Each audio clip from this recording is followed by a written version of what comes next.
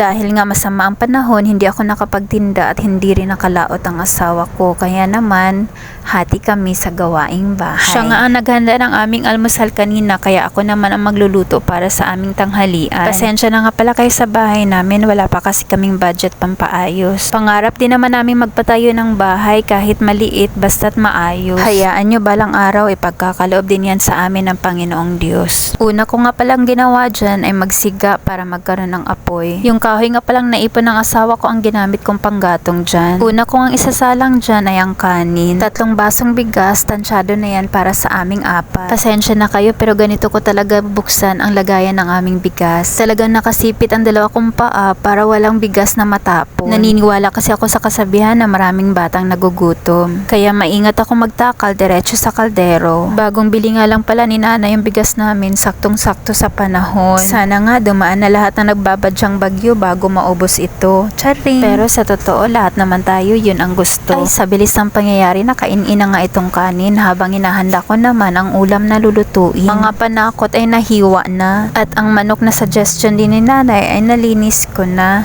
Adobong manok nga pala ang lulutuin ko ngayong ulam. Nagpainit na nga ako ng mantika at pinakiramdaman kung pwede na. Ganito nga pala ako magluto ng adobo. Una kong piniprito yung dahon ng laurel. Hinahalo-halo ko lang hanggang sa maamoy ko na ang aroma niya. Saka ko isusunod ang sibuyas dyan at halo-haluin lang din hanggang sa pumuti. Ilang segundong halo lang, isinunod ko na rin ang bawang. Hinalo-halo hanggang sa mag-golden brown siya. Ito nga palang paraan kong pagluluto ay pang negosyo. Chinap ko sa maliliit ang manok para dumami at hindi bitin. Nung nag-golden brown na nga dyan ang bawang ay sinunod ko na ang manok. Kalahating kilo lang yan pero hanggang hapunan na namin. Tanghali na nga pero makulimlim pa rin ang langit. Pero medyo tumahan na ang habagat at hindi na nagngangalit. Ito nga pala ang side paharap sa dagat at ito naman ang nasa likuran ng bahay namin. Kalma na ang hangin pero naambon-ambon pa rin. Balikan na nga natin itong niluluto ko. Pagkalagay ko ng manok ay hinalo-halo ko lang yan hanggang sa magkaroon ng kulay kayumanggi. Ganito nga pala ako magluto ng adobo. Hindi ko yan tatakpan hanggang sa mag golden brown ang laman at hanggang sa maglabas ng sariling mantika itong ating manok. At nung ganito na nga ang texture ng manok, unti-unti na naglalabas ng mantika, inihanda ko na ang ihahalong toyo.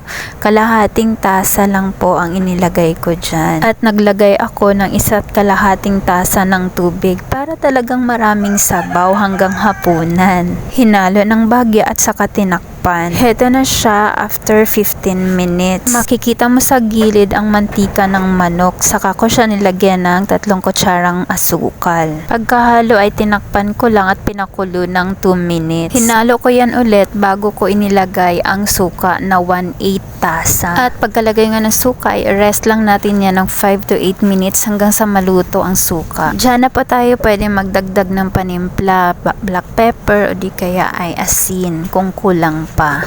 Pero para sa akin pwede na po yan at yan na po ang final. O siya, hanggang dito na lang po ang video ko. Salamat po sa inyong panonood. Tanghalian na po tayo. Bye bye. Love you more.